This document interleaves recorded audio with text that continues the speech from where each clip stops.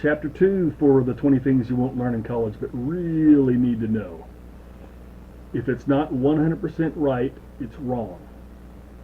Let me repeat that. If it's not 100% right, it's wrong. So let's go back to your teenage years, if you remember that, or even as a toddler or a young child. It was sort of your job.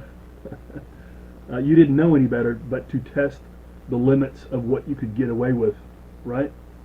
You did that as a toddler, you did it as a teenager, but at some point when you hit adulthood, you've got to consciously know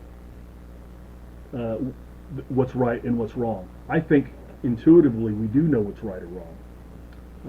That may be a godly or spiritual argument for another day. We won't go into that. But think about it.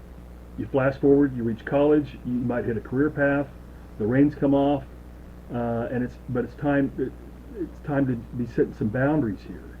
So we always love to think that there's all this gray area. There really isn't. It's black and white. And if you have this principle in your mind, if it's not 100% right, it's wrong.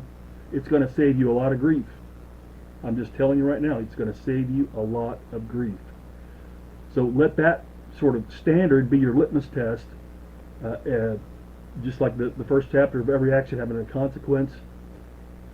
If it's not right, it's wrong.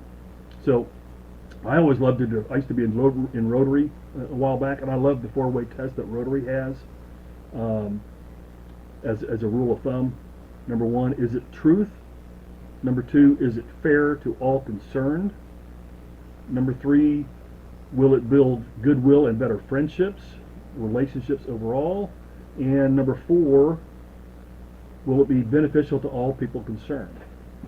So that's a great litmus test, and use that going forward.